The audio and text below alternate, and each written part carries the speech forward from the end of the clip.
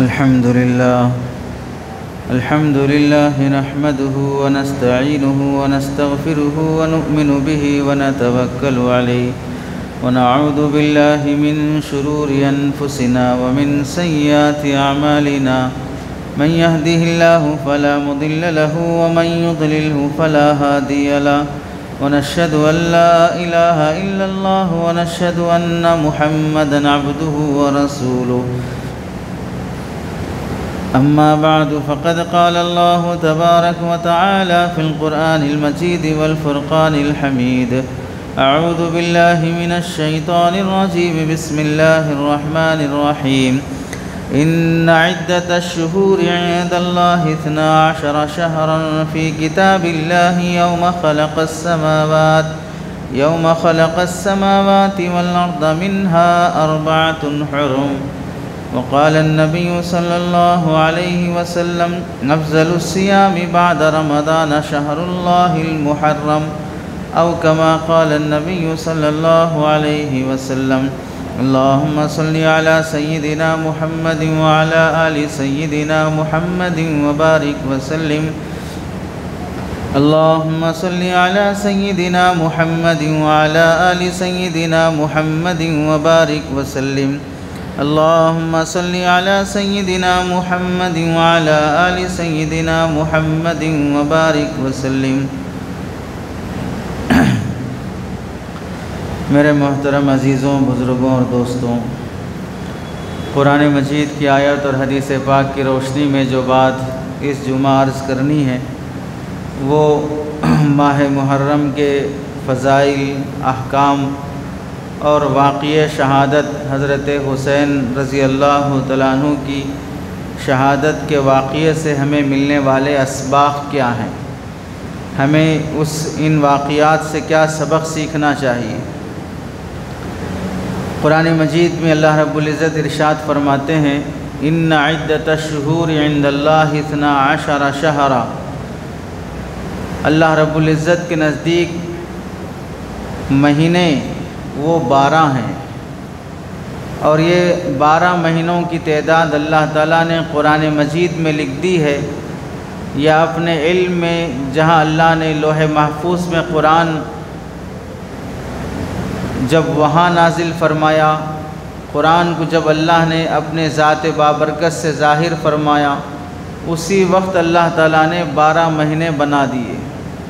ان 12 مہینوں میں اللہ تعالیٰ نے قرآن مجید میں فرمایا یوم خلق السماوات والارض، جب سے زمین آسمان بنی ہے اسی وقت سے اللہ نے 12 مہینوں کا نظام رکھا ہے۔ منہا 4 حرم، ان 12 مہینوں میں سے اللہ تعالیٰ نے 4 مہینے بہت عزت اور احترام والے مہینے بنائے ہیں۔ تو اس آیت سے معلوم ہوا کہ اللہ رب العزت نے 4 مہینوں کو محترم، معزز اور فضیلت والے مہینے بنایا ہے۔ ان فضیلت والے مہینوں میں ایک مہینہ محرم کا مہینہ بھی ہے۔ مکمل 4 مہینے ذی قعدہ، ذی الحجہ، محرم اور رجب، یہ 4 مہینے قرآن مجید کے اعتبار سے شریعت میں عظمت اور احترام والے مہینے ہیں۔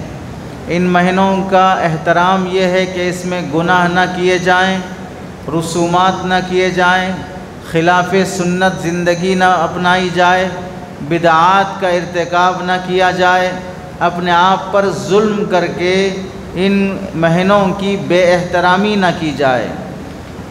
حدیث میں اللہ کے نبی علیہ السلام فرماتے ہیں افضل الصیام بعد رمضان شہر اللہ المحرم، رمضان کے روزوں کے بعد سب سے افضل روزے وہ اللہ کا مہینہ محرم کے مہینے کے روزے ہیں۔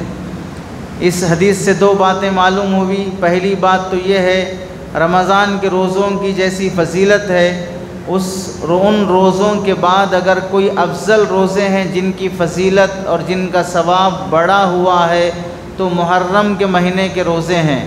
1 محرم سے لے کر 30 محرم تک کوئی بھی نفل روزہ، پیر جمعرات کا روزہ، ایام 20، 13، 14، 15 تاریخ کا روزہ، یوم عاشورہ کا روزہ، کوئی بھی روزہ رکھا جائے رمضان کے بعد محرم کے کوئی بھی دن کا روزہ ہو وہ افضل روزہ ہے، زیادہ ثواب ملتا ہے روزہ رکھنے پر اس مہینے میں۔ دوسری بات یہ معلوم ہوئی اس حدیث میں اللہ کے نبی علیہ السلام نے محرم کے مہینے کی نسبت اللہ تعالیٰ کی طرف فرمائی ہے، شہر اللہ المحرم، محرم اللہ کا مہینہ ہے، محرم اللہ کا مہینہ ہے۔ جیسے یہ مسجد ہے، اس مسجد کی نسبت اللہ کی طرف ہوتی ہے، ہم بولتے ہیں کہ اللہ کا گھر ہے، کعبۃ اللہ اللہ کا کعبہ ہے، کلام اللہ قرآن مجید اللہ کا کلام ہے۔ جیسے ان چیزوں کی نسبت اللہ کی طرف ہو گئی تو ان کا مقام بڑھ جاتا ہے، ایسے ہی اس مہینے کی نسبت اللہ تعالیٰ کی طرف منتسب ہو گئی تو اس مہینے کا مقام اور عزت بڑھ جاتی ہے۔ اس سے اس مہینے کی فضیلت ثابت ہوئی۔ اسلامی مہینوں میں محرم کا مہینہ پہلا مہینہ ہے، اس مہینے سے گویا کہ نیا سال شروع ہوا ہے۔ 1446 ختم ہو کر 1447 ہجری شروع ہوئی ہے، گویا کہ ہجرت کے 1446 سال مکمل ہو چکے ہیں، یعنی 4 سال کم 1450 سال مکمل ہو گئے۔ 1450 سال اللہ کے نبی علیہ السلام کے ہجرت کے مکمل ہو گئے۔ اسلامی مہینہ شروع ہوتا ہے محرم سے اور ختم ہوتا ہے ذوالحجہ پر۔ ہم مسلمانوں کو چاہیے کہ اسلامی مہینوں کے نام ہر مسلمان مرد عورت جوان لڑکا لڑکی یاد رکھیں۔ ہم اسلامی مہینوں کے اعتبار سے عبادت کرتے ہیں تو ہماری ذمہ داری بنتی ہے کہ ہم جس طرح انگریزوں کے دھوکے میں آ کر انگریزی مہینوں کو بڑے اہتمام سے یاد رکھتے ہیں، اس سے بڑی ذمہ داری ہم پر ہے کہ ہم اسلامی مہینوں کے نام یاد رکھیں۔ کتنے مسلمان ہیں جنہیں اسلامی مہینوں کے نام ڈھنگ سے یاد بھی نہیں ہوتے ہیں، بولنا تک نہیں آتا ہے، مسلمان ہیں اور اسلامی مہینے کا نام تک پتہ نہیں ہے۔ اسلامی مہینوں کے نام یاد رکھنا چاہیے۔ کم از کم مدارس اور مساجد یہ 2 جگہیں ہیں جہاں پر دین کی حفاظت ہوتی ہے، جہاں پر دین کی اشاعت ہوتی ہے۔ ان 2 جگہوں پر اسلامی تاریخ کا نظام چلنا چاہیے۔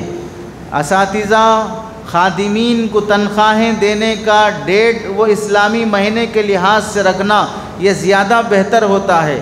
اسلامی مہینے کی تاریخ کا اگر دینی اداروں میں دینی حفاظت گاہوں میں اگر اسلامی تاریخ کی حفاظت نہیں ہوگی تو پھر کہاں امید رکھی جائے گی کہ لوگ شادی بیاہ میں اسلامی تاریخ دیکھیں گے، کہاں امید رکھی جائے گی کہ لوگ سفر کرنے میں اسلامی تاریخ دیکھیں گے، منگنی کرنے میں، گھر بنانے میں، اوپننگ کرنے میں، نسبت کرنے میں، کس مسئلے میں اسلامی تاریخ کا لحاظ رکھیں گے جب دینی تنظیموں دینی اداروں میں ہی اسلامی تاریخ کا لحاظ نہیں رکھا گیا۔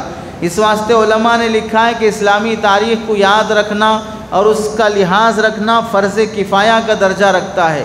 کوئی نہ کوئی طبقہ ایسا ہونا چاہیے۔ انگریزی تاریخ کے لحاظ سے معاملہ کرنا منع نہیں ہے، لیکن اتنا زیادہ بھی دھن سوار نہیں ہونا چاہیے کہ مسلمان ہو کر اسلامی تاریخ کو ہی بھول جائے۔ کتنے مسلمان ہیں جنہیں آج بھی اگر پوچھ لیا جائے جمعہ کا دن ہے، محرم کی کون سی تاریخ ہے تو بھی پتہ نہیں ہوگا۔ چاند دکھ کر 2 ہی دن ہوئے ہیں، 1 ہی دن ہوا ہے، پھر بھی پتہ نہیں ہوگا کہ آج محرم کی کون سی تاریخ ہے۔ تو جو مسلمان اپنی تاریخ یاد نہیں رکھ پاتا ہے وہ دنیا کی تاریخ کیا بدلے گا، وہ یہ تاریخ کا ایک نیا موڑ کیا قائم کر سکتا ہے۔ اس لیے انگریزی تاریخ اگرچہ کے استعمال کرنے کی اجازت ہے، لیکن عربی تاریخ اور اردو تاریخ کو نہیں بھولنا چاہیے۔ اسلامی مہینوں کے نام یاد رکھنا اس وجہ سے بھی اہم ہے کہ اسلامی مہینوں اور انگریزی مہینوں میں بہت بڑا فرق یہ ہے کہ انگریزی مہینوں کے نام یا تو مورتیوں کے نام پر ہیں، بتوں کے نام پر ہیں، پوجا کے نام پر ہیں، شرکیہ تصورات کے نام پر انگریزی مہینوں کے نام رکھے جاتے ہیں۔ جنوری ہو، فروری ہو، مارچ ہو، اپریل ہو، یہ سارے مہینے انگریزی مہینوں کے نام ہیں جو مورتیوں کے نام پر رکھے گئے ہیں، شرکیہ تصورات ان کے ساتھ جڑے ہوئے ہیں۔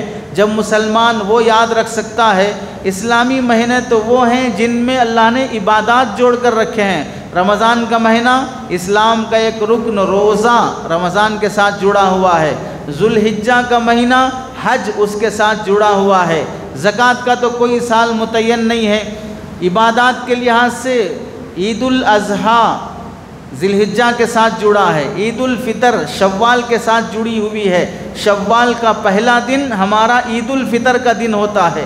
اس لحاظ سے ان مہینوں کے ساتھ اللہ نے عبادتیں جوڑ کر رکھی ہیں۔ رجب کا مہینہ آ جائے شب معراج جڑی ہوئی ہے، شعبان کا مہینہ آ جائے شب برات جڑی ہوئی ہے، ذی الحجہ کا مہینہ آئے یوم عرفہ حج کا مہینہ جڑا ہوا ہے، شوال کا مہینہ ہو تو اس سے عید الفطر جڑی ہوئی ہے، ربیع الاول کا مہینہ آ جائے اس سے اللہ کے نبی علیہ السلام کی ولادت کا مہینہ جڑا ہوا ہے۔ اس طرح ان مہینوں کے ساتھ اللہ نے عبادتوں اور تاریخی واقعات کو جوڑ کر رکھا ہے۔ اس لحاظ سے یاد رکھنا چاہیے محرم یہ سال کا پہلا مہینہ ہوتا ہے، اس میں ساری دنیا کے مسلمان حضرت حسین رضی اللہ تعالیٰ عنہ کی شہادت سے اس مہینے کو جانتے ہیں، اور ذی الحجہ کا مہینہ حضرت اسماعیل علیہ السلام کی قربانی کی نسبت سے اس مہینے کو جانتے ہیں۔ مہینے کی شروعات محرم سے ہے، سال کی شروعات محرم سے ہے اور سال کا ختم ذی الحجہ پر ہے۔ پتہ چلا اسلامی لحاظ سے جو مہینہ شروع ہوتا ہے وہ بھی قربانیوں والا مہینہ ہے، اور جس مہینے پر سال ختم ہوتا ہے وہ بھی قربانی والا مہینہ ہے۔ محرم میں نواز رسول کی شہادت ہے، ذی الحجہ میں حضرت اسماعیل علیہ السلام کی قربانی ہے۔ تو اس طرح اللہ تعالیٰ نے سال کی ابتدا اور انتہا قربانیوں کے ساتھ جوڑ کے رکھی ہے۔ پتہ چلا یہ امت اگر ترقی کرنا ہو، اللہ کا قرب پانا ہو، دنیا میں ایک انقلاب پیدا کرنا ہو تو اسے مجاہدے اور قربانیاں دینا پڑے گا۔ خواہشات اور نفسانیت سے جینے والی قوم کبھی وہ ترقی نہیں کر سکتی ہے۔ چند ٹکڑوں پر مر مٹنے والی قوم، خواہشات کی خاطر حلال حرام کی تمیز نہ کرنے والی قوم کبھی ترقی نہیں کر سکتی ہے، وہ تاریخ میں ایک نمایاں کردار ادا نہیں کر سکتی ہے۔ اسلامی لحاظ سے نیا سال جب شروع ہوتا ہے تو مبارکبادی دینا کیسا ہے؟ مبارکبادی چاہے اسلامی سال شروع ہو چاہے انگریزی سال شروع ہو، مبارکبادی دینا نہ واجب ہے نہ سنت ہے نہ مستحب ہے۔ انگریزی مہینے کے شروع ہونے پر اگر کوئی ہیپی نیو ایئر کہتا ہے گناہ ہے، رسم ہے، بدعت ہے، تشبہ بالفساق والکفار ہے، کافروں اور فاسقوں سے مشابہت ہے، اس واسطے ہیپی نیو ایئر کہنے کی اجازت نہیں ہوگی۔ البتہ اسلامی مہینے کے شروع ہونے پر مبارکبادی دینا یہ بھی نہ عبادت ہے نہ اسلام کا حصہ ہے۔ اگر کوئی اس کو عبادت سمجھے بغیر، سنت یا مستحب سمجھے بغیر کوئی مبارکبادی دے دیتا ہے کہ نیا سال مبارکباد ہو تو اسے جواباً مبارکبادی دینا جائز ہے، گنجائش ہے۔ اور اگر کوئی عبادت سمجھ کر اسے مبارکبادی دیتا ہو یہ بدعت ہے اور دین میں ایک اضافہ ہے۔ نیا سال اللہ کے نبی اور صحابہ اور اولیاء کی زندگی میں بھی آیا کرتا تھا، کسی صحابی سے نئے سال کے آنے پر مبارکبادی دینا ثابت نہیں ہے، کسی ولی سے ثابت نہیں ہے۔ اگر یہ دین ہوتا تو سب سے پہلے دین پر عمل کرنے والے صحابہ تھے، ان سے جب کوئی چیز ثابت نہیں ہوگی تو ہم کیسے بولیں گے کہ بولے تو کیا برا ہے، بول دیے تو کیا خراب ہے، بول دیے تو کیا خراب ہے۔ ہم آزاد پنچھی نہیں ہیں، ہم گلیوں اور چوراہوں اور بازاروں میں گھومنے والے وہ بیل اور وہ جانور نہیں ہیں جن کے گلے میں کوئی پٹا پڑا نہیں ہوتا ہے، جس کے دکان پہ چاہے منہ مار دیں۔ ہم کسی کے پالتو ہیں، ہم اللہ اور اس کے رسول کے پالتو ہیں، ان کے قیدی اور غلام ہیں ہم۔ تو غلام کو وہی کرنا چاہیے جو آقا اجازت دے، اور آقا نے جب کوئی کام کرنے کی اجازت نہیں دی ہے اپنی منمانی سے کر اسے اپنی طرف سے پیش کرنا ایسا ہے گویا کہ ہم یہ کہنا چاہتے ہیں کہ نئے سال پر مبارکبادی دینے کا عمل صحابہ کو نعوذ باللہ کرنا چاہیے تھا، وہ نہیں کیے ہیں، اس واسطے ہم کر کے دکھا رہے ہیں۔ یہ جرأت اور بے ادبی اور گستاخی نہیں تو اور کیا ہے؟ کرنے کے اور بہت سے کام ہیں، اس لیے اگر کوئی دے دے تو پھر اس کی جواباً گنجائش ہے، خود اپنی طرف سے اقدام نہیں کرنا چاہیے۔ بہت سے لوگ اسٹیٹس پر واٹس ایپ پر نئے سال کی مبارکبادی کے ایموجیز اور فوٹوز وغیرہ شیئر کرتے رہتے ہیں، اس کی شرعاً اجازت نہیں ہے۔ محرم اسلامی سال کا پہلا مہینہ اس وجہ سے رکھا گیا ہے کہ رمضان پہلا مہینہ ہو سکتا ہے، ذی الحجہ پہلا مہینہ ہو سکتا ہے، ربیع الاول پہلا مہینہ ہو سکتا ہے، ہر مہینہ اپنی جگہ پر فضیلت رکھتا ہے، لیکن ان 12 مہینوں میں محرم کو ہی اللہ نے اور صحابہ اکرام نے انتخاب فرمایا کہ اسلامی سال کے لحاظ سے پہلا مہینہ شمار ہو۔ اس کی وجہ علماء نے لکھی ہے، اسلامی تاریخ کی شروعات ہجرت سے ہوتی ہے، ہجرت سے پہلے اسلامی تاریخ کی شروعات نہیں ہوتی ہے، اور ہجرت کرنے کا ارادہ آپ علیہ السلام نے محرم کے مہینے میں فرمایا۔ جس مہینے میں ہجرت کا ارادہ فرمایا وہ مہینہ محرم کا تھا، اس لیے اسلامی تاریخ کی شروعات محرم کے مہینے سے کی گئی۔ اور آپ علیہ السلام اگرچہ کہ ہجرت محرم کے بعد سفر کے مہینے، ربیع الاول کے مہینے میں وغیرہ میں ہجرت کا عمل میں لائے ہیں، لیکن ارادہ جو فرمایا ہے وہ محرم کے مہینے میں ہجرت کرنے کا ارادہ فرمایا۔ اس لحاظ سے اسلامی سال محرم کے مہینے سے شروع ہوتا ہے۔ محرم کے معنی ہیں احترام، عزت، اعزاز۔ ایک معنی محرم کا روکنا اور منع کرنے کے آتے ہیں، اسی واسطے شراب حرام ہے، یعنی شراب سے روکنا چاہ رہی شریعت۔ بد نظری حرام ہے، بد نظری سے شریعت روکنا چاہتی ہے۔ زنا حرام ہے، حرام بمانے روکنا، منع کرنا۔ جن چیزوں کو منع کیا جاتا ہے وہ چیزیں یا تو عظمت اور احترام والی ہوتی ہیں، وہ چیزیں یا تو تکلیف دینے والی، نقصان دہ اور ناپاک ہوتی ہیں، اس واسطے شریعت انہیں حرام قرار دیتی ہے۔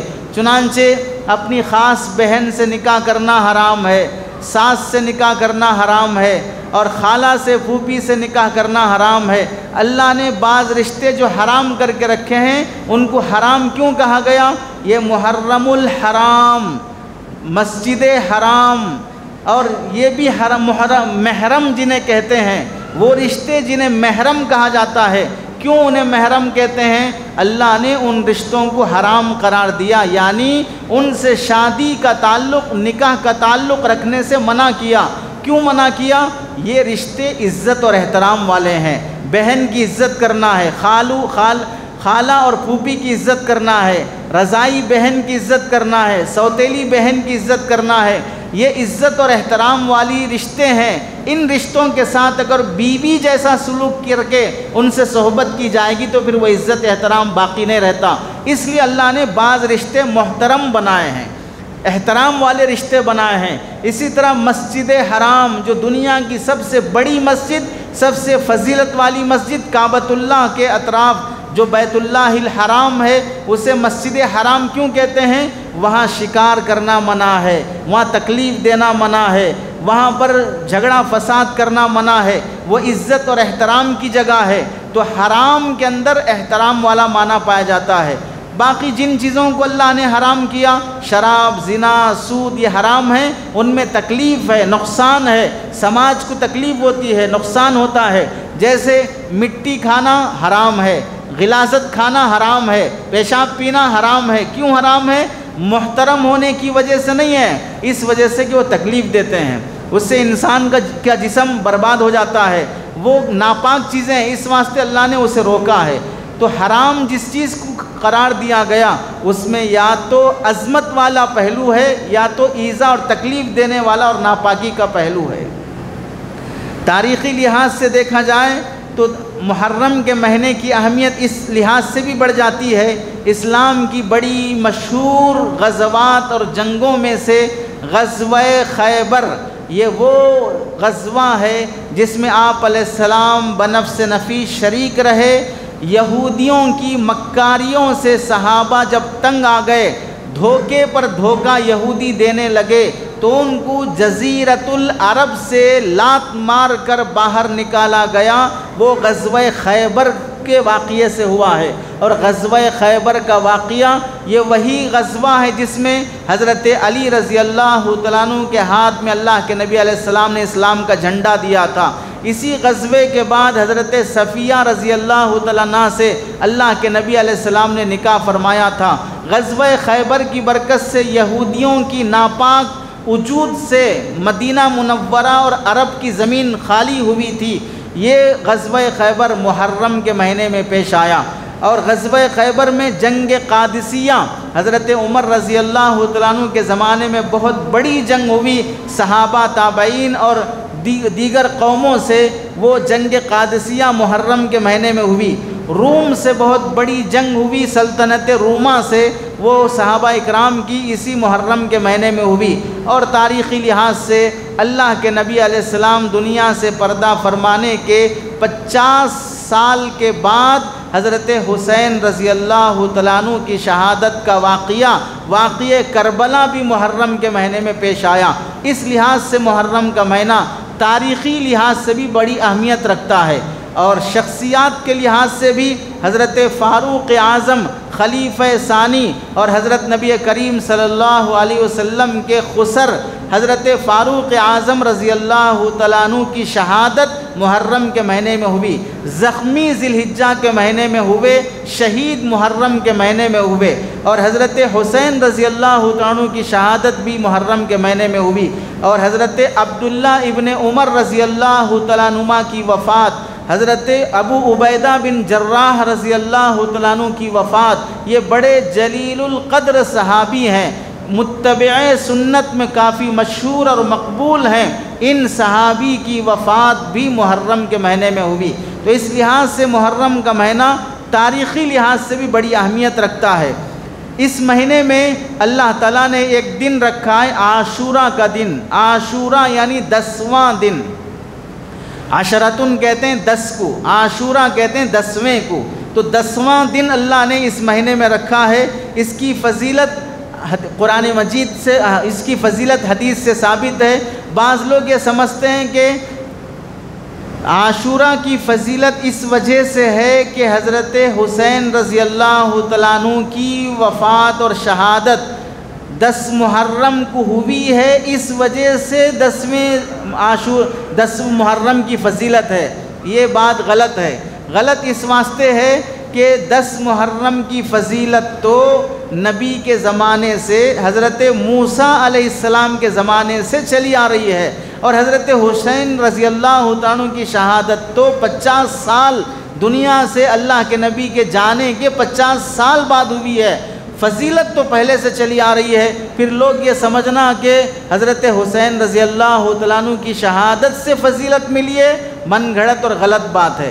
آپ اس کو ایک مثال سے سمجھیں، مثلا بزرگان دین اور اولیاء اکرام میں حضرت سیدنا عبد القادر جیلانی رحمۃ اللہ علیہ بڑی بزرگ اور ولی شخصیت گزری ہیں، تمام اہل سنت والجماعت ان کی بزرگی کو تسلیم کرتے ہیں۔ ان کی وفات اگر رمضان کے مہینے میں ہو، جمعہ کے دن ہو، شب قدر میں ہو، تو آپ بتائیں ان کی وفات رمضان کے مہینے میں ہونے سے رمضان کی فضیلت بڑھ جائے گی یا حضرت سیدنا عبد القادر جیلانی کی وفات کی فضیلت بڑھ جائے گی کہ مبارک مہینے میں ان کی وفات ہوئی ہے؟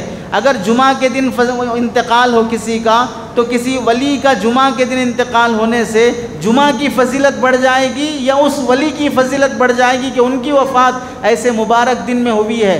اگر کسی کی وفات کعبۃ اللہ میں طواف کرتے ہوئے ہو جائے تو کعبے کی فضیلت بڑھ جائے گی یا اس کی فضیلت بڑھے گی جو وہاں وفات پایا ہے؟ بالکل اسی طرح حضرت حسین رضی اللہ عنہ کی شہادت محرم کے مہینے میں ہونے سے محرم کی فضیلت نہیں بڑھی ہے، حضرت حسین رضی اللہ عنہ کی شہادت کی فضیلت بڑھ گئی کہ مبارک مہینے میں مبارک شخصیت کی شہادت ہوئی ہے۔ اس سے حضرت حسین رضی اللہ عنہ کی شہادت کو فضیلت ملتی ہے، مہینے کو فضیلت نہیں ملتی، چونکہ مہینہ پہلے سے فضیلت والا چلا آ رہا ہے۔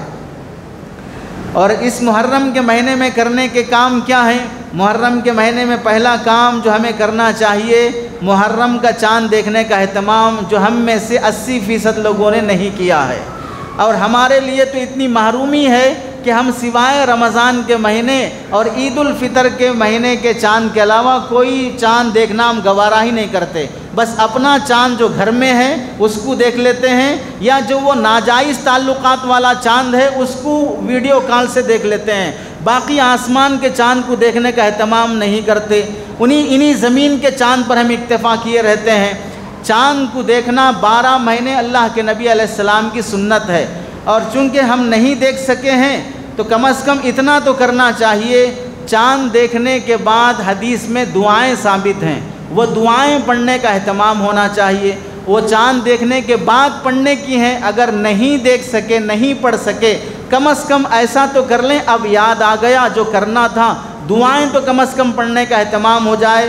وہ دعائیں پڑھ دی جاتی ہیں جو کتابوں میں مختلف علماء نے لکھی ہیں۔ پہلی دعا ہے اللہم احلہ علینا بالیمن والایمان والسلامت والاسلام ربی و ربک اللہ۔ دوسری دعا ہے اللہم احلہ علینا بالامن والایمان والسلامت والاسلام والسکینۃ والعافیۃ والرزق الحسن۔ تیسری دعا ہے ہلال خیر الحمدللہ الذی ذہب بشہر ذی الحجہ وجاء بشہر محرم الحرام اسألک من خیر ھذا الشہر ونورہ وبرکتہ وہداہ وطہورہ ومعافاتہ۔ چوتھی دعا ہے ربی و ربک اللہ آمنت بالذی ابداک ثم یعید۔ پانچویں دعا ہے اللہم اجعلہ ہلال یمن وبرکت ہلال خیر ورشد۔ چھٹی دعا ہے اللہم انی اسألک من خیر ھذا الشہر وخیر القدر واعوذ بک من شرہ۔ ساتویں دعا ہے اعوذ بک باللہ من شر ھذا الغاسق اذا وقب۔ اللہم ادخلہ علینا بالامن والایمان والسلامت والاسلام ورضوان من الرحمن وجوار من الشیطان۔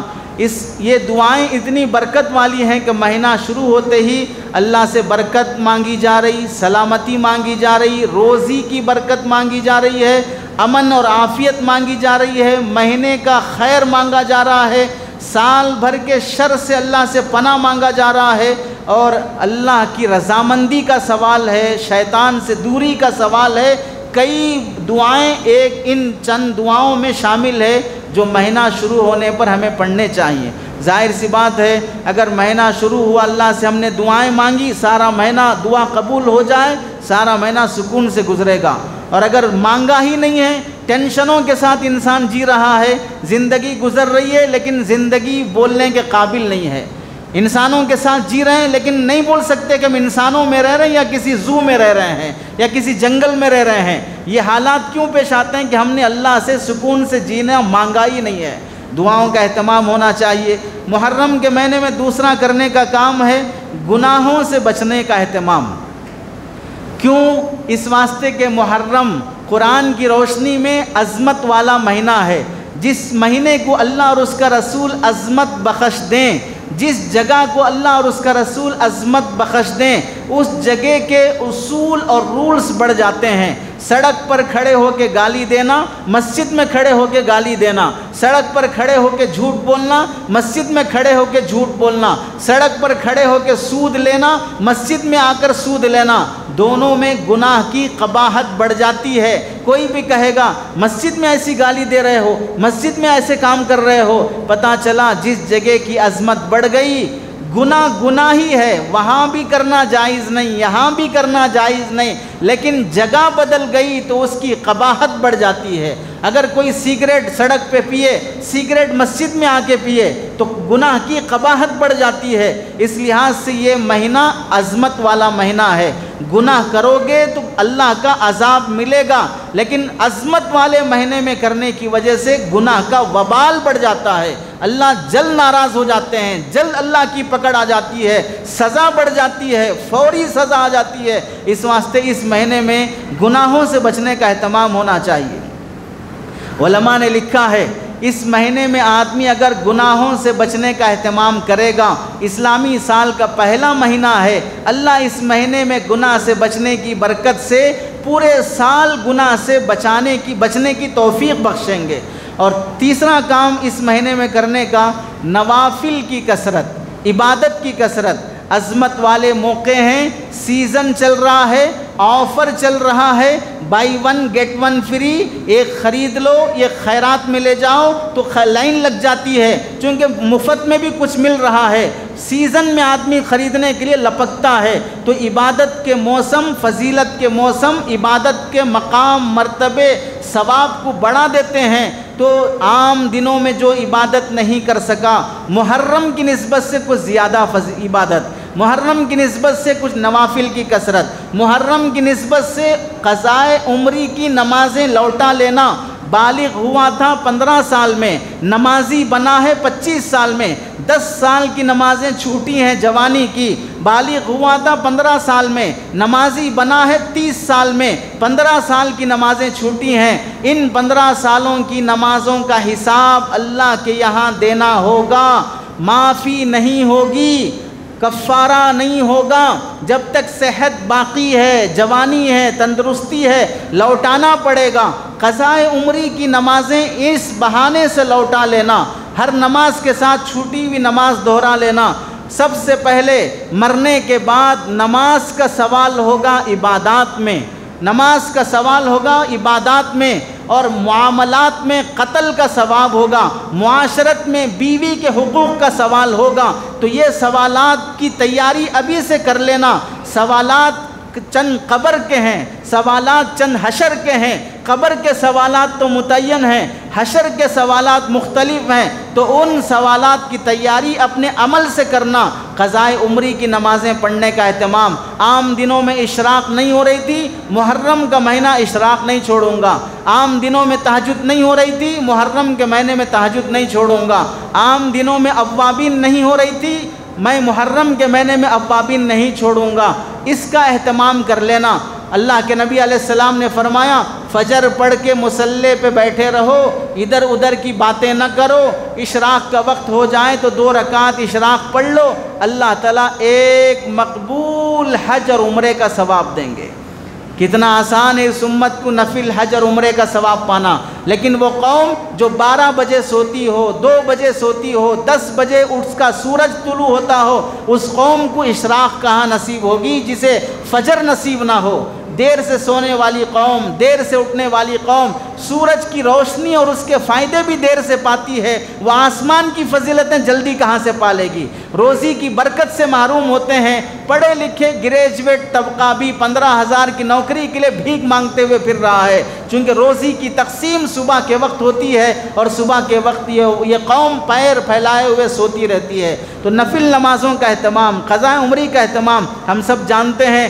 صبح صبح گھر سے نکلے، اگر ایکسیڈنٹ نہیں ہوا، کسی سے جھگڑا نہیں ہوا، تو سوچتے ہیں سکون سے دن گزر جائے گا۔ صبح صبح دکان پہنچے، قرضہ مانگنے والا نہیں آیا، تو سوچتے ہیں دن تھوڑا کاروبار چلے گا۔ صبح گھر سے نکلے، دکان کھولا، قرضے مانگنے آ گئے، گھر سے باہر نکلا، کسی سے جھگڑا ہو گیا، کسی کی صورت دیکھ لیا جس سے دل بیزار ہو گیا، تو اب کہتا ہے پتہ نہیں اب دن بھر کیسے گزرے گا۔ صبح ہوتے ہی فلاں آ ٹپکا، صبح ہوتے ہی قرضے کا معاملہ ہو گیا۔ جیسے دن کی شروعات اچھے سے کرنا چاہتے ہیں، ویسے سال کی شروعات بھی اچھے سے کرنا چاہیے، اور یہ مہینہ سال کی شروعات ہے، اور اس مہینے میں ہم اچھی زندگی گزار لیے تو اللہ سے امید ہے کہ باقی 11 مہینے اللہ تعالیٰ سکون سے جینے کے موقع دیں گے۔ اس کے لیے گناہ سے بچنے کا اہتمام، نیکی کرنے کا اہتمام۔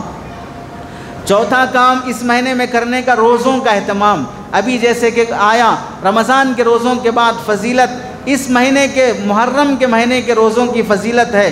تمام مہینوں میں اللہ تعالیٰ نے محرم کے مہینے کی نسبت اپنی طرف کی ہے۔ شہر اللہ، محرم اللہ کا مہینہ ہے، اس نسبت سے عظمت بڑھ جاتی ہے۔ تو اس لیے ان تمام اعمال میں دیکھیں، غور کریں، مہینے 12 ہیں، 12 میں سے ایک مہینہ محرم ہے جس کی نسبت اللہ کی طرف ہے۔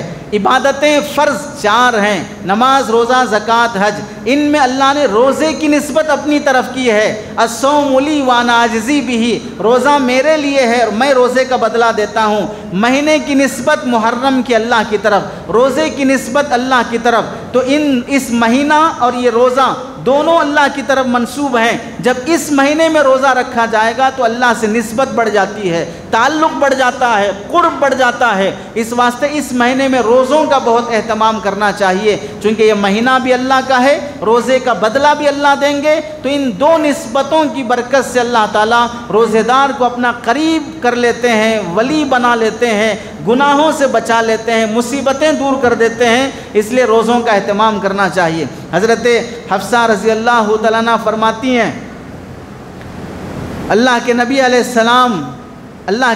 السلام سے اگرچہ کہ کثرت سے محرم کے مہینے میں روزے رکھنا ثابت نہیں ہے۔ وجہ کیا ہے؟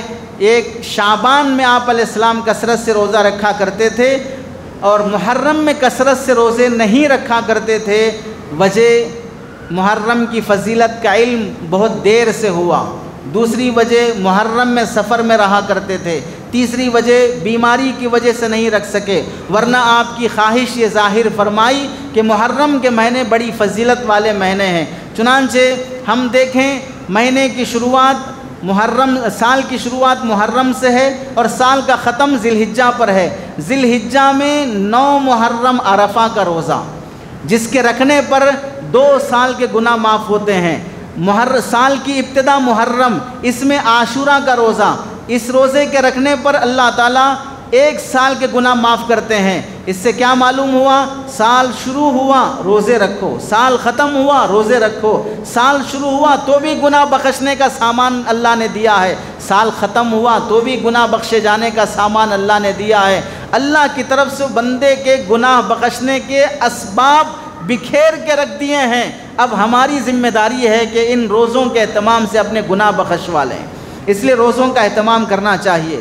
اور اس مہینے میں اللہ نے عاشورہ کا دن رکھا ہے۔ عاشورہ کے دن کرنے کے کام کیا ہیں؟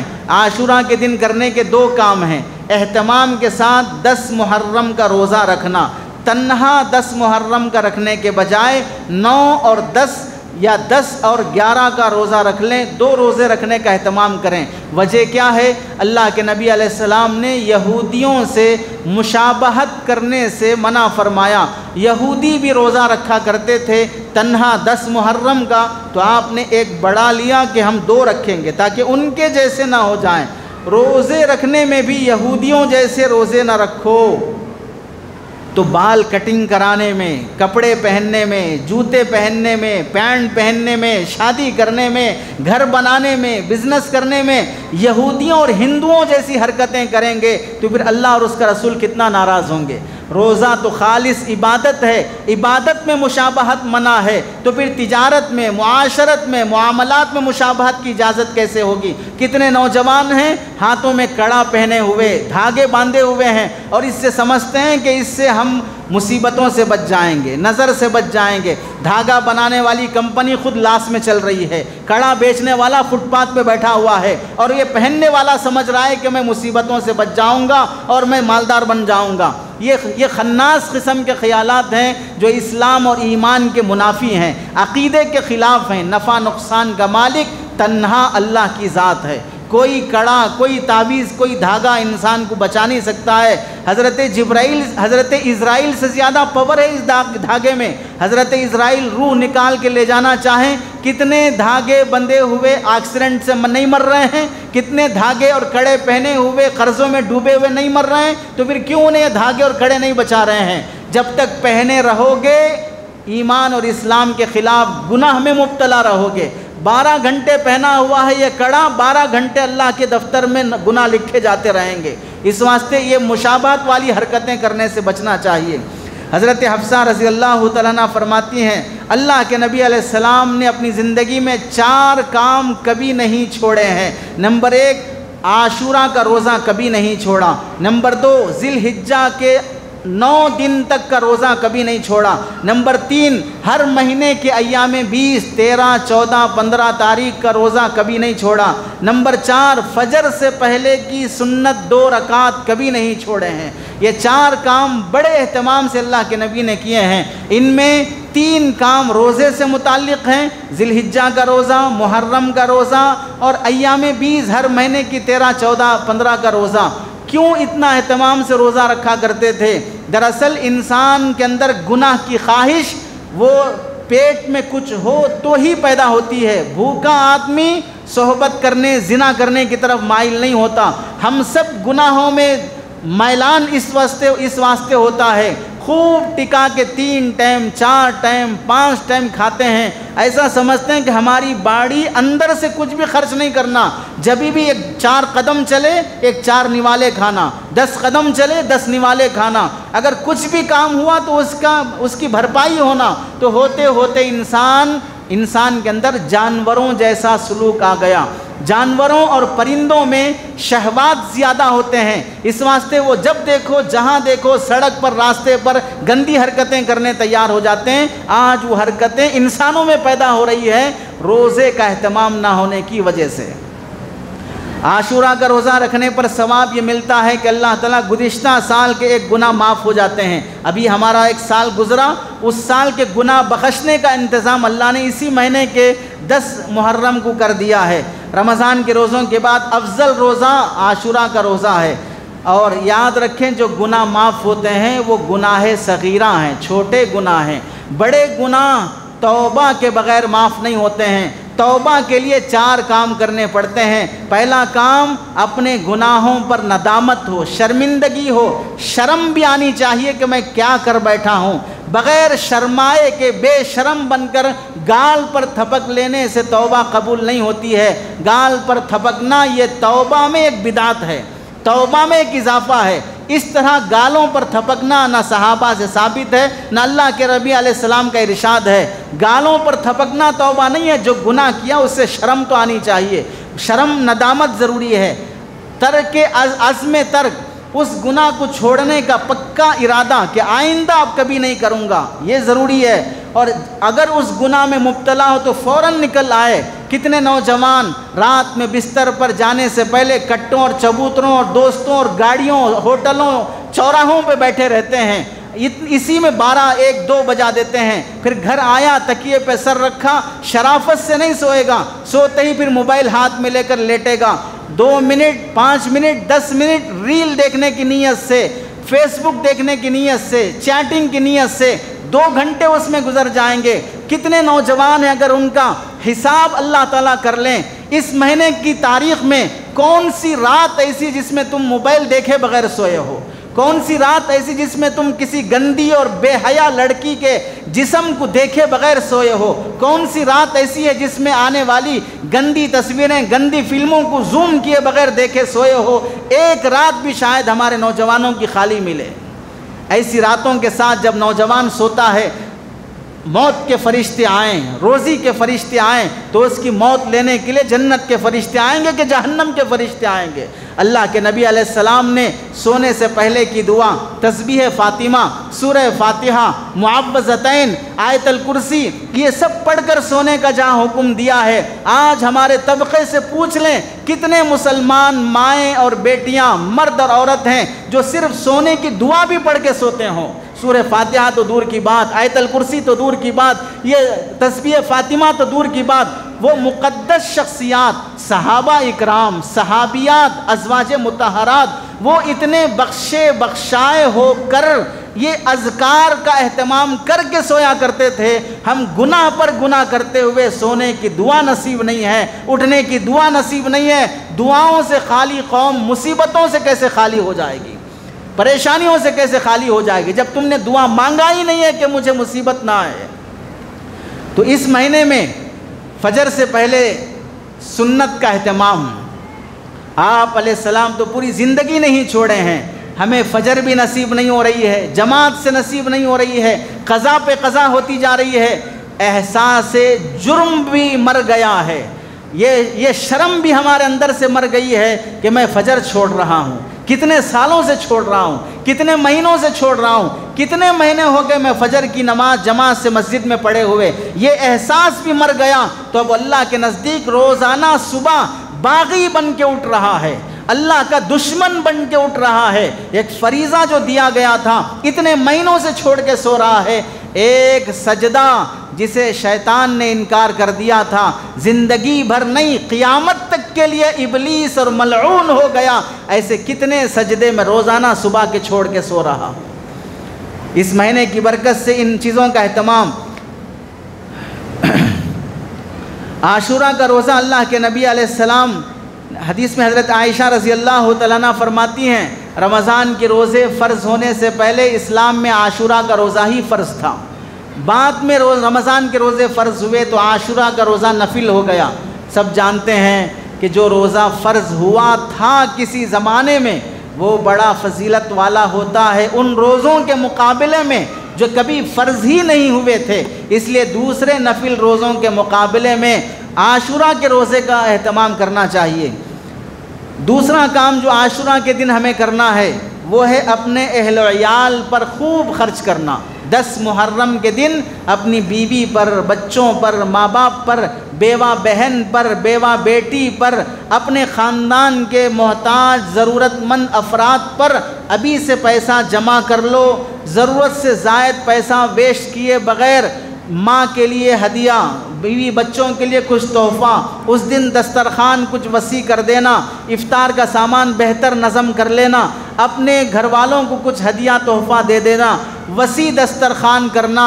اس کی برکت یہ ہوگی، حضرت سفیان ابن عیینہ رحمۃ اللہ علیہ فرماتے ہیں، تابعین میں سے ہیں، ہم نے 50 سال اس کا تجربہ کیا ہے، عاشورہ کے دن ہم نے دسترخوان وسیع کیا، اللہ نے پورا سال ہم پر روزی وسیع کر دیا، کبھی قرضہ لینے کی نوبت نہیں آئی ہے۔ یہ تابعین اپنا تجربہ بتا رہے ہیں، ہمیں بھی اپنی ان چیزوں پر عمل کرنا چاہیے۔ البتہ نمبر 1، حلال مال سے دسترخوان وسیع کرنا، کسی کا گھر ڈبا کر، کسی کی جائیداد لوٹ کر، کسی کو دھوکہ دے کر، چوری کے ذریعے سے لوٹ مار کے حاصل کیا ہوا، انٹرسٹ سے حاصل کیا ہوا پیسہ نہیں، حرام مال سے دسترخوان وسیع نہیں، پوری دنیا بھی وسیع کر دو کوئی برکت نہیں آئے گی۔ اس واسطے کہ پانی کو فلٹر کرو گے تو بسلری بنے گا، پیشاب کو فلٹر کرو گے تو کبھی بسلری نہیں بن سکتا ہے، حرام حرام ہی رہے گا، حلال حلال ہی رہے گا۔ دوسری شرط، حقوق واجبہ میں کوتاہی نہیں کرنا، پہلے جو ذمے حق ہیں وہ حق ادا کرو۔ قرضہ لے کے بیٹھائے، 1 سال ہو گیا، 6 مہینے ہو گئے، ٹلاتے ٹال مٹول کرتے آ رہا ہے، اور عاشورہ کے دن اپنی بیوی بچوں کا دسترخوان وسیع کر رہا ہے، ادھر پڑوسی کی بددعائیں ہیں، قرض خواہوں کی بددعائیں اور گالیاں ہیں، ادھر دسترخوان وسیع ہو رہا ہے، کوئی برکت نہیں آئے گی۔ پہلے حقوق واجبہ ادا کرے۔ نمبر 3، اسراف سے بچے، فضول خرچی سے بچتے ہوئے خرچ کرے، ضرورت اور لمٹ کے حساب سے خرچ کرے، حیثیت کا لحاظ رکھے، حیثیت سے آگے نہ بڑھے۔ چنانچہ نمبر 4، قرض لے کر دسترخوان وسیع نہ کرے، حیثیت ہے تو وسیع کرے، نہیں ہے تو قرضے ہرگز نہ لے۔ قرضے لینے کے بعد قرضہ لیتے ہوئے ایسا لگتا ہے جیسے بچہ اپنی ماں کا دودھ پی رہا ہے، اور قرضہ دیتے ہوئے وقت ایسا لگتا ہے جیسے بچے کا دودھ چھڑایا جاتا ہے۔ بچے کا دودھ چھڑانا کوئی آسان نہیں ہوتا، روتا ہے، چلاتا ہے، ماں کو کچھ نہ کچھ علاج کرنا پڑتا ہے۔ ایسے ہی قرضہ واپس کرتے وقت ایسا لگتا ہے گویا کہ دودھ چھڑایا جا رہا ہے۔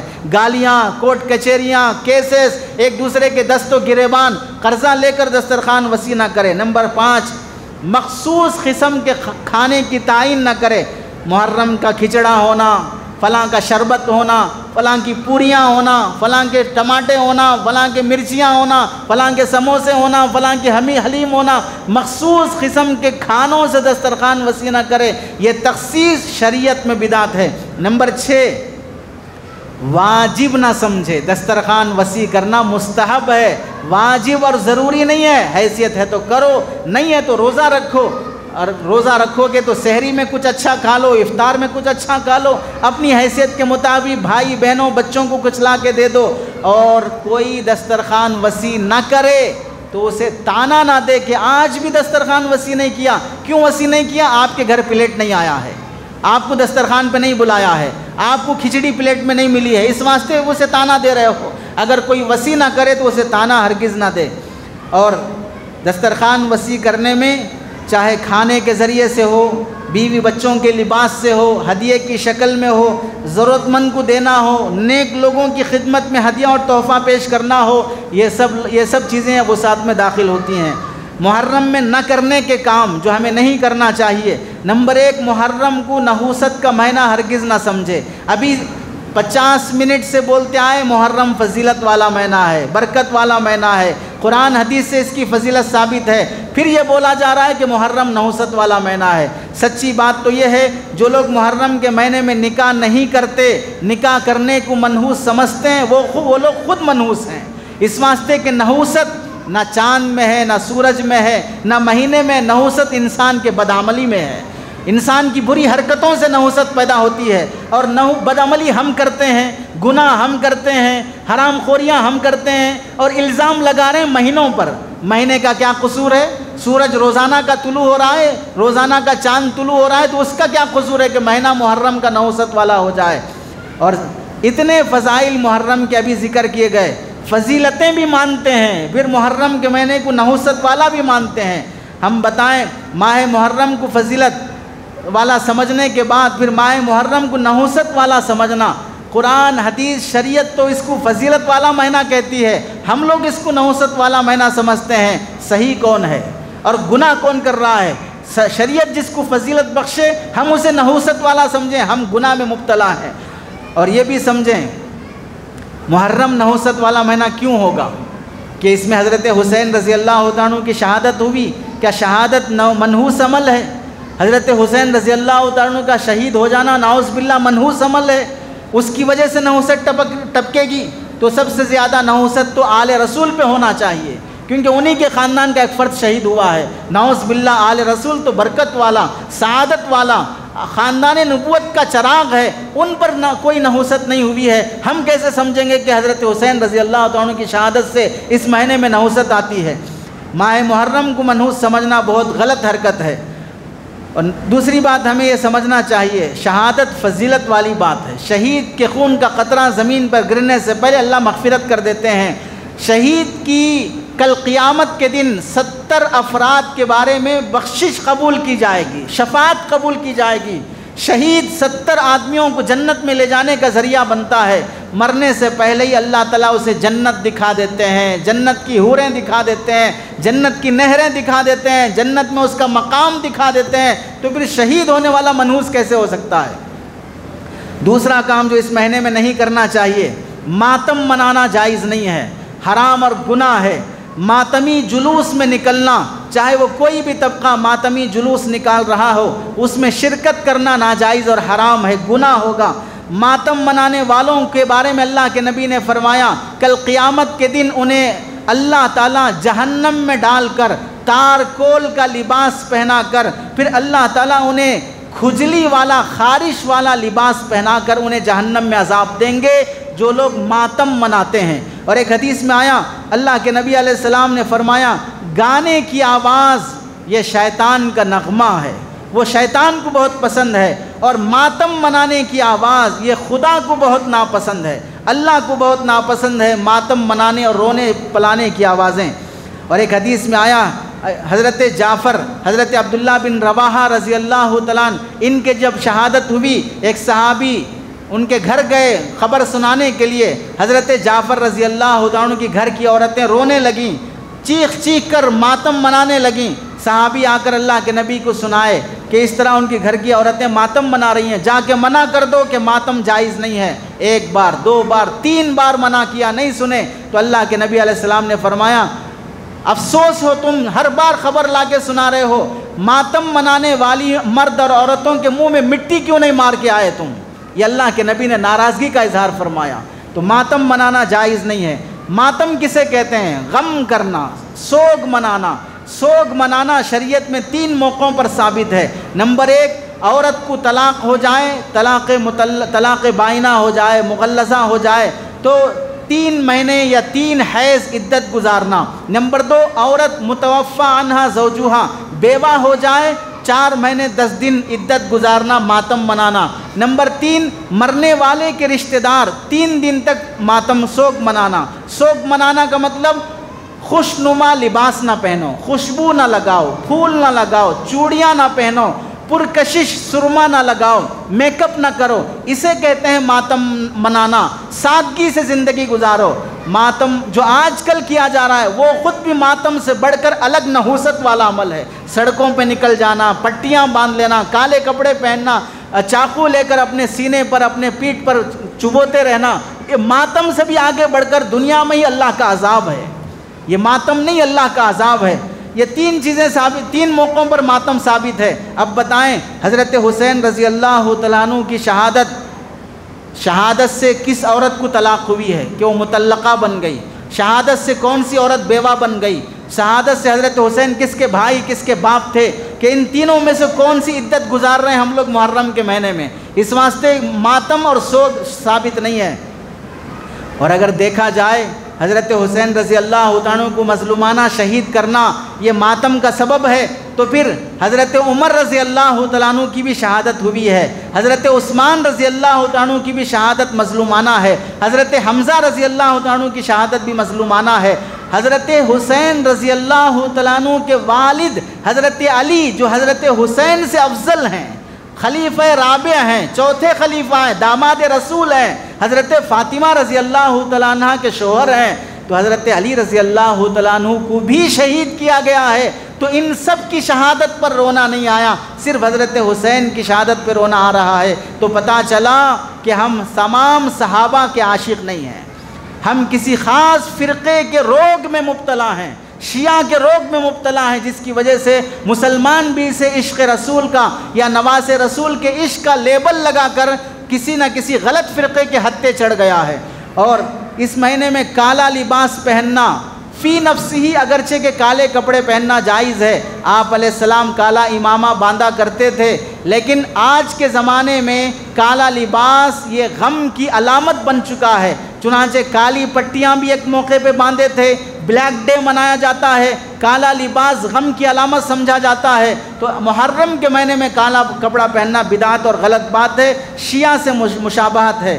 نمبر 4، اس مہینے میں شادی نہ کرنا، کاروبار بند رکھنا، دکان مکان کی اوپننگ بند رکھنا، منگنی بند کر دینا، یہ سب چیزیں گناہ کے کام ہیں، چونکہ اللہ نے جس کو حلال کیا اسے حرام کرنا یہ ایمان کو خطرے میں ڈال دینے والی حرکت ہے، حرام قرار دینا۔ نمبر 5، محرم کے مہینے میں سبیل لگانا، شربت کی سبیل لگانا، محرم کا کھچڑا بنا کر اسے تقسیم کرنا، یہ سب چیزیں بدعات میں سے، اس سے منع ہے اور اسے استعمال نہیں کرنا چاہیے۔ اور ظاہر سی بات ہے 10 محرم کو روزہ رکھنا ہے، اور 10 محرم کے دن ہی شربت کی سبیل لگے گی، تو روزہ افضل ہے کہ سڑک پر تقسیم کیا جانے والا شربت افضل ہے؟ اور وہ پیسے جو شربت کے ہیں وہ چندہ کر کے آئے ہیں، کسی سے قرضہ لے کے آئے ہیں، زبردستی سے لے کے آئے ہیں، کچھ پتہ نہیں ہے، وہ شربت پیا جا رہا جو سڑک پر لوگوں کو آنے جانے والوں کو زبردستی پلایا جا رہا ہے۔ اور رسول اللہ اور صحابہ فرماتے ہیں کہ 10 محرم کا روزہ رکھو، سحری کرو اور افطار کرو، دن میں بھوکے رہو، تو یہ بالکل سنت کے مخالف عمل ہے محرم کے مہینے میں 10 محرم کو شربت کی سبیل لگانا۔ اور آخری بات ہے واقعہ کربلا، جس میں حضرت حسین رضی اللہ عنہ یزید کے خلاف اپنی جان قربان کر دی اور شہید ہو گئے۔ 72 افراد کا قافلہ ہزاروں، 1000، 2000، 3000 دشمنوں کے مقابلے میں ڈٹ کر سب کے سب شہید ہو گئے۔ اس سے ہمیں کیا سبق ملتا ہے؟ شاعر کہنے لگا، گھٹنے نہ ٹیک دے کوئی باطل کے سامنے، گھٹنے نہ ٹیک دے کوئی باطل کے سامنے، بچوں کو سناتے رہو قصہ حسین کا، بچوں کو سناتے رہو قصہ حسین کا، وہ جو مٹ گیا وہ یزید تھا، وہ جو مٹ گیا وہ یزید تھا، جو نہ مٹ سکا وہ حسین ہے، جو نہ مٹ سکا وہ حسین ہے۔ حضرت حسین رضی اللہ عنہ اور ان کے خاندان کو مٹانے والا یزید کب کا مٹ گیا، لیکن حضرت حسین رضی اللہ عنہ کا تذکرہ 1400 سال سے اب تک بھی ہمیشہ تازہ ہے، ہر شخص عظمت کے ساتھ ان کا نام لینے کا مکلف ہے۔ بے احترامی کا ایک جملہ خاندان نبوت آل رسول آل بیت کے بارے میں ایک جملہ بے ادبی کا کرنا کسی کے لیے جائز نہیں ہے، ایمان خطرے میں پڑ جائے گا اس سے، اگر آل رسول کی توہین کی جائے گی۔ اب سمجھیں اس واقعے سے ہمیں کیا سبق ملتا ہے؟ قصہ بیان کر دینا، رونا اور چلانا، ماتم کرنا، یہ تو منافقوں کی علامت ہے۔ اس قصے سے سبق حاصل کر کے حسین جیسے بننا۔ ہم میں سے کتنے وہ لوگ ہیں جو آج گھر میں یزید ہیں، باہر با یزید ہیں؟ ہم میں کتنے وہ لوگ ہیں جو مسجد میں با یزید ہیں، مسجد کے باہر یزید ہیں؟ ہم میں کتنے وہ لوگ ہیں جو صفوں میں کھڑے ہوں گے تو یزید با یزید ہوں گے، اور بازار میں دکان پہ بیٹھیں گے تو یزید ہوں گے؟ ہمیں یزید نہیں بننا ہے، با یزید بننا ہے، حضرت حسین جیسے بننا ہے۔ پہلا سبق ہمیں ملتا ہے کہ فاسق کے ہاتھ پر بیعت کرنے کے لیے تیار نہیں ہوئے، آپ نے موت کو ذلت پر ترجیح دی ہے، یعنی یوں فرمایا ذلت کی زندگی سے عزت کی موت بہتر ہے، ذلت کی زندگی سے عزت کی موت بہتر ہے۔ دوسرا سبق ملتا ہے موت سے کبھی گھبرانا نہیں ہے. موت مومن کے لیے زندگی ہے. جیسے خوبصورت عورت کے لیے زیور ایک زینت ہوتا ہے، ویسے مومن کے لیے موت ایک زندگی ہے. موت سے گھبرانے والے لوگ وہ سکون سے جی بھی نہیں سکتے ہیں. اگر جینا چاہتے ہو تو مرنا پہلے سیکھنا پڑے گا. نمبر 3، حق کی حمایت میں سب کچھ قربان کرنے کے لیے تیار ہو جانا. اسی کو کہا جاتا ہے حق پر جینا شجاعت ہے اور حق پر مرنا شہادت ہے.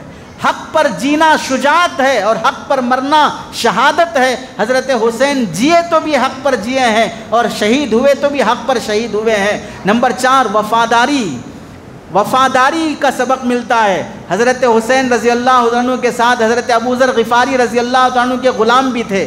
ان سے حضرت حسین نے فرمایا اب ہماری شہادت کا وقت قریب ہے، تم ہمارے خاندان کے فرد نہیں ہو، تم چلے جاؤ، تمہاری جان بچ جائے گی. تو وہ کہنے لگے حضرت حسین سے آپ کا نوالا قبول کروں اور آپ کی طرف سے ملنے والی شہادت قبول نہ کروں، ایسا نہیں ہوگا. آپ کے دسترخوان کا میں نے کھایا ہے تو آپ کی شہادت بھی قبول کروں گا. وہ بھی ساتھ میں رہ کر شہید ہو گئے. آج بیوی سے وفاداری، دوست سے وفاداری، رشتہ داروں سے وفاداری، ہر تنظیم، ہر ادارہ، ہر گھر، ہر فرد میں ایک وفاداری تلاش کر رہا ہے. وفادار ملنا بہت مشکل ہے. سب دھوکے باز، سب مطلب پرست، سب سیلفش ملتے جا رہے ہیں، جس کی وجہ سے مسلمان ترقی نہیں کر سک رہا ہے. ہر آدمی اپنے مطلب کی دنیا میں جی رہا ہے. چوتھا سبق، خواتین بھی مجاہدوں کی صف میں شامل تھیں. آل بیت کی خواتین بھی مجاہدوں کی صف میں شامل تھیں. شہیدوں کو دیکھ کر وہ میدان چھوڑ کے بھاگنے کے لیے تیار نہیں ہوئیں. اسی سے بنایا گیا کہ ہر مرد کی کامیابی کے پیچھے کسی عورت کا ہاتھ ہوتا ہے. ہر مرد کی کامیابی کے پیچھے کسی عورت کا ہاتھ ہوتا ہے. عورتیں بھی صف میں شامل رہیں تو مرد کامیاب ہوتے جاتے ہیں. لیکن افسوس آج ہمیں یہ کہنا پڑتا ہے مرد کی کامیابی کے پیچھے عورت کا ہاتھ آج نہیں ہے، بلکہ کامیاب مرد پر ہی عورت ہاتھ ڈالتی ہے. کامیاب مرد پر ہی عورت ہاتھ ڈالتی ہے اور عورت ہاتھ ڈالنے کے بعد جب تک اسے ناکام نہ کر دے اس وقت تک ہاتھ نہیں اٹھاتی ہے.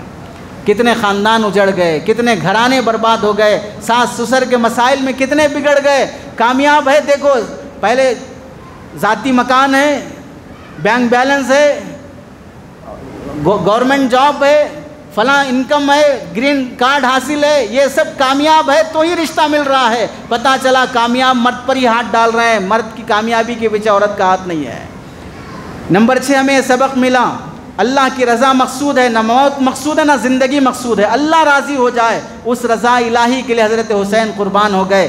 مصیبت پر صبر کرنا، کتنی مصیبت آئی، پانی بند کر دیا گیا، بچوں کو سامنے شہید کر دیا گیا، ناشکری کا ایک جملہ نہیں نکلا. ہمیں اللہ نے کتنی نعمتوں سے نواز کر رکھا ہے، پھر بھی کتنی ناشکری ہم کرتے ہیں. نمبر 8 امر بالمعروف کی اہمیت. بھلی بات کو بولنا، برائی سے روکنا، اس کا پتہ چلا. یزید برا کر رہا تھا، ظالمانہ مسلط ہو رہا تھا، فسق اور فجور میں مبتلا تھا. حضرت حسین ڈٹ گئے کہ گناہ کو ہم گوارا نہیں کریں گے، یہ تمہارے باپ کا دین نہیں ہے، یہ نواز رسول نانا کا لایا ہوا دین ہے.